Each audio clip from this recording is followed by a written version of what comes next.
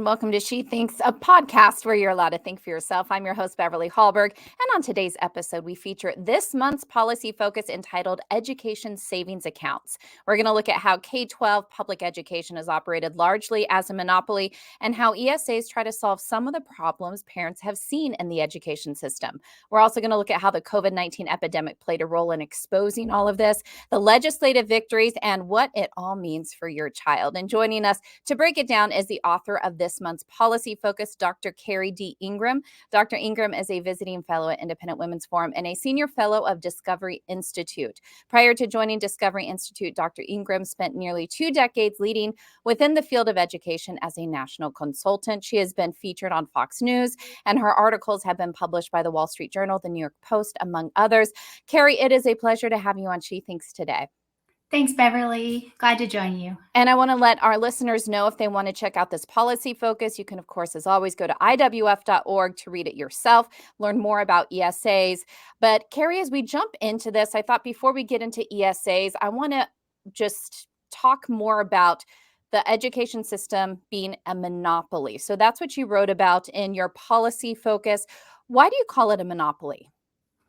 Well, Beverly, that's a great place to start because until 2 years ago, public education really was a place that all parents were forced to send their child unless they had the ability to homeschool their children or money for tuition for private schools.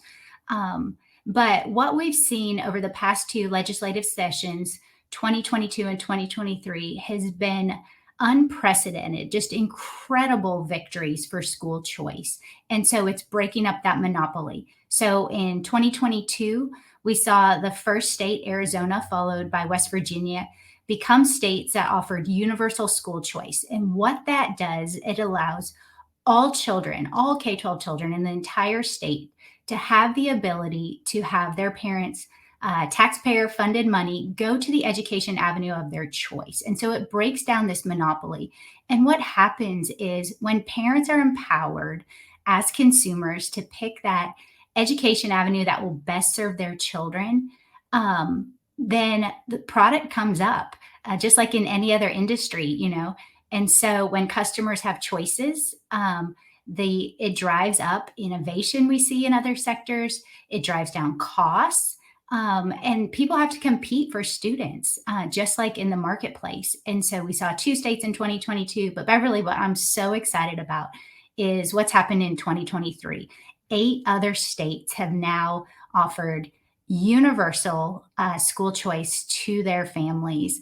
And so this one-size-fits-all government-run public school system is no longer a monopoly in 10 states.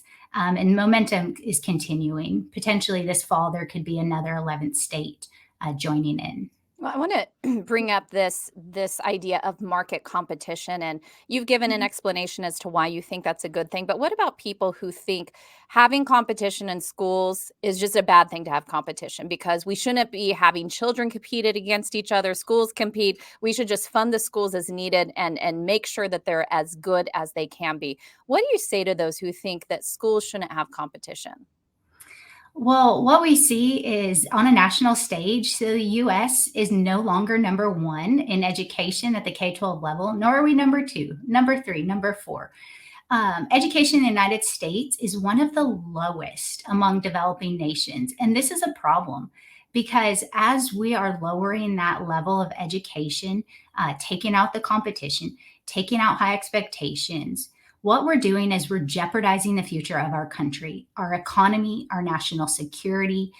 You look at those states that are number 1, for example, China, their K-12 education is amongst the top.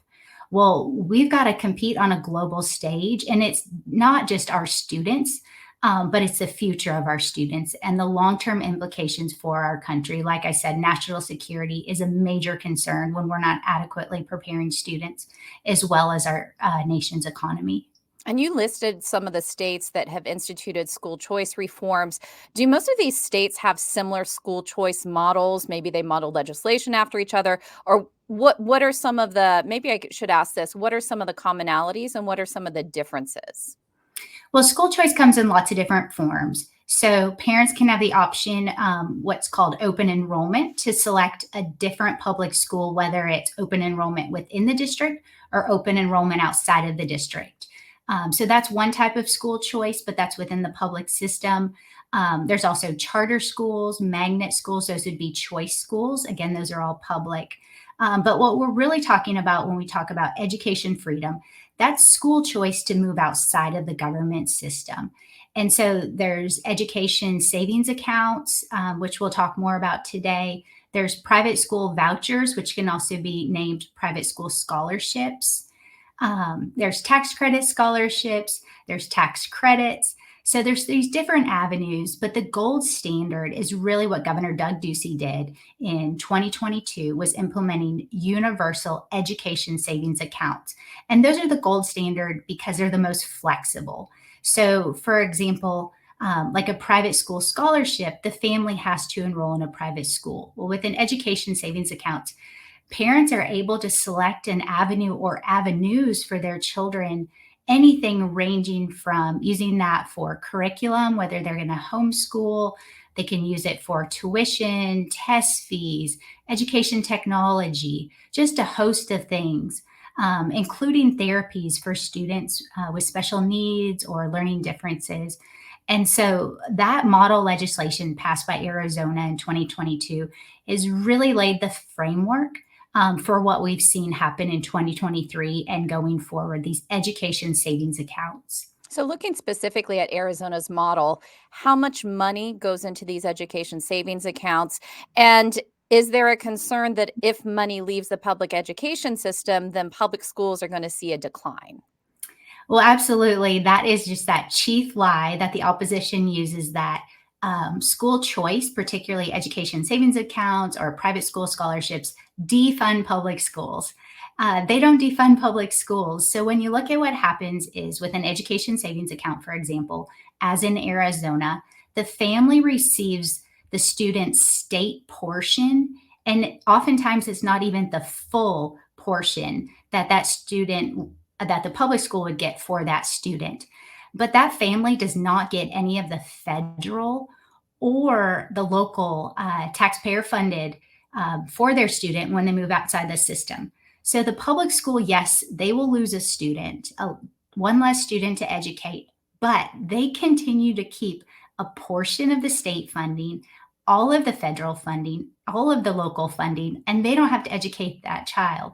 So you're not defunding public schools, but what you're saying to public schools is, if people are going to leave you for better alternatives because you're not doing an adequate job, and we've opened up this free market through the avenue of education savings accounts, you're going to have more money per student to actually educate the children that remain in your system. So public schools aren't being defunded. They're actually getting more money per student they have to educate.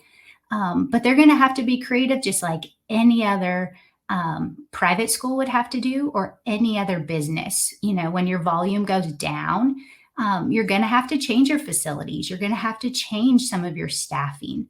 But public schools are refusing to do that. And they're so concerned with the total dollar amount, even though they're having more money per student. So, in the state of Arizona, is every parent able to get this for their child, or is there a limited amount? What is that process like to even apply for it? Great question. So the term universal, which gets thrown around a lot, simply means all K-12 children. So every single student in the state. So for example, in Arizona, there's 1.1 million K-12 students. Every single student qualifies, and all parents have to do is apply to receive those funds. And what we saw last year was the demand was so great that the system actually crashed because of the volume. And so, you know, that first day, everyone was there logging in, wanting to take advantage of this. And just tremendous desire from families. So we've already seen this in the 8 states this year as well. Florida, for example, has a very high student population in their state, and the parental demand, it's not just that parents, you know, want it out of public schools, but they are quickly applying to take advantage of these education savings accounts. And so, as we see this market shift where parents are taking this money, moving their kids into different alternatives. And I guess some of this could also just be, like you were saying, getting tutoring for their child, or with someone with learning disabilities, getting help in some way for their education. Are we seeing other types of school systems pop up? Are we seeing a lot of innovation in the education system because parents are shopping? Yes, and so we've seen tremendous growth of during COVID. They were called learning pods. Those that stuck around and became a little more formal and grew a little bit, kind of moved into this umbrella of being called micro schools. But we're seeing education entrepreneurs come on the scene. They recognize that parents are now empowered with the funds to take those to the education avenue that they believe will best serve their child. So these education entrepreneurs are creating a system, and they're attracting not just students, but they're also attracting teachers from the public system, teachers that are fed up with just the chaos that's happened, schools being shut down in some states spanning 3 school years because of the teacher unions' irrelevant demands. But we're also seeing that the states where this school choice is coming, although those education entrepreneurs are popping up very, very quickly, it's estimated that there's 1.5 million children right now being educated through a micro school, which a lot of that growth has just been in the last 2 years. But what we're seeing is that this demand is outpacing the supply. So we need more people to grow their existing school outside of the system. You know, private schools figure out how to have new campuses, new delivery models to serve more and more parents that want this alternative. And also just calling on these retired teachers, these educators that want to be in charge of their future. They don't want to be stuck with a typical public school seniority salary schedule, but they want to be rewarded for their performance, for their hard work. They want to have the flexibility to teach kids and not just this mandated curriculum that they know is not effectively educating students. So there's just this ripe opportunity for families to choose a new avenue that's fresh, full of energy, where these education entrepreneurs, again, like I said, lots of times we're former public school teachers, are coming on the scene to meet that need, but we need more and more. And no doubt there's been a lot of pushback either from teacher unions or public school systems themselves. What have you heard are some of the tactics that are being used to try to prevent legislation or try to shame people who are trying to push forward with these types of school choice options? Well, fear would probably be the number one thing. And we see that in states like Texas. Texas is about to have a special legislative session here where Governor Greg Abbott is working to advance universal school choice in Texas, where Texas would be the 11th state in the nation. But there is just this groundswell by the opposition putting fear into people. They're saying, well, if you get this government money to take to the education avenue of your choice, there's going to be all of this regulation. You're going to lose your ability to homeschool. And they're scaring people. But this is no different than when people get money from the government, say for food stamps. Well, they're not going to attack those grocery stores or try to put them out of business or overregulate them simply because people are selecting them. And it's the same thing when universal school choice comes in and it's a free market. When families have those funds and they select the school, there shouldn't be this fear of this overregulation, because it's really, in essence, it's taxpayer money. It's not government money. And so we just want to say, don't be afraid of school choice. You know, they put these fears out there. It's not going to collapse public education. The majority of students are still there, but it is going to cause public education to improve, to respond. It's going to weaken the power of those teacher unions that have misplaced priorities in the education of the children. So the byproducts are very, very positive, but we've got to take that fear factor out. It's just not true.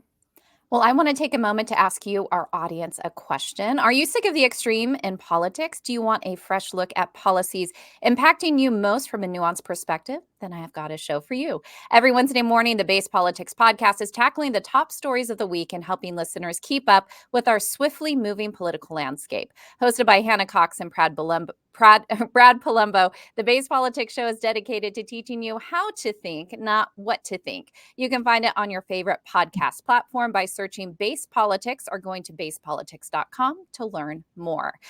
And Keri, coming to you, I think it's so interesting. It's been in the past 3 years that we've seen so much movement on this front. How much did COVID open the door for this? Because that's when we know parents were seeing what their children were actually learning when you had their child on the computer at home and they got to hear what the teachers were doing. Beverly, you're exactly right. COVID was a catalyst. So parents had that front row seat. And what we saw at the immediate school shutdowns in the spring of 2020, parents were scrambling. They were trying to figure out how to get their kids logged on to these remote Zoom sessions. They were figuring out just how to get groceries delivered to the house or whatnot. So it was in those first few months where it was just kind of chaos for our country. But once summer hit, private schools announced that they were going to reopen in the fall. They proved that it was safe to do so, and public schools stayed closed. Public schools, the teacher unions, they had just these crazy demands to reopen school. For example, out in LA, they were demanding a moratorium on charter schools to open their public school. They were demanding Medicare for all, defund the police. And parents said, hey, my child's at home. They're not learning. They're not getting the education that my tax money goes to fund. And so they really became exposed to the teacher union's alternative agendas. But they also had that front row seat into the classroom through the Zoom sessions to see that the academics weren't quality. There wasn't a good quantity being taught each day. And there also was very, very concerning political agendas and these ideologies that went against the very best for these children, things like critical race theory, radical gender ideology, not teaching civics from the lens where we want kids to know the truth of our history, but kids are being taught to hate their country. And parents said, hey, enough is enough. And when parents spoke up, we saw this groundswell happen. And as a result, what we have today is just sweeping school choice across our country. Just real quick, want to mention in 2023, Beverly, there was 124 bills put forth among states for school choice, and 80 of those were the most robust of the education savings accounts. But it's because parents got involved, and they're really turning the tide here on opening school choice. And no doubt, whenever you institute something new, there are going to be some growing pains and some hurdles along the way. What type of wrinkles have you had to iron out, or states had to iron out as they've implemented these policies? Well, passing it is one thing, but implementation, to your point, is essential. And so making sure that the technology is in place so that when the demand comes, and it does come quickly in these states that pass sweeping school choice bills, that the system can handle that demand. But also just making sure that there's great communication efforts. So, is there communication to make sure all parents know how to apply, what the timeline is, when to apply, what funds, what expenses can they actually use these funds for? And so communication is essential, but also having the technology in place. For example, digital wallets are a great system where the family can log on, and through that platform, they can pay for the education service, whether it's the private school tuition, the micro school costs, the curriculum, the therapies, tutoring, all of these things that through those digital wallets. So implementation is key, getting the word out, but also making it easy for parents. And just final question for you, for our listeners, maybe they're not sure what their policies are like in their own state. Where can they go to find out more information? And even if there is potential legislation that's being discussed, so that they can call their state legislator and support school choice. Absolutely. Well, there's so many great organizations doing great work. And I would say an excellent place to look is at the Independent Women's Forum on our Education Freedom Center site, as well as at Discovery Institute on our American Center for Transforming Education website. So you can follow what's happening there across the nation. You also can really today just look in the news, Google your state and say, do we have school choice? What is it? Because education freedom has really become one of the number one issues in our country. And so many organizations are working collaboratively to see how we can best open up this avenue for parents to be the decider on the education of their children. And again, want to let our listeners know if they want to read more on this policy focus, they can go to IWF.org. It is called Education Savings Accounts. Dr. Keri D. Ingraham, thank you so much for your work on this and also joining us on She Thinks today. Thanks, Beverly. My pleasure. And thank you all for joining us. Before you go, IWF does want you to know that we rely on the generosity of supporters like you. An investment in IWF fuels our efforts to enhance freedom, opportunity, and well-being for all Americans. So please consider making a small donation to IWF by visiting IWF.org/donate. That's IWF.org/donate. Last, if you enjoyed this episode of She Thinks, do leave us a rating or review. It does help. And we love it if you share this episode so your friends can know where they can find more She Thinks. From all of us here at IWF, thanks for watching.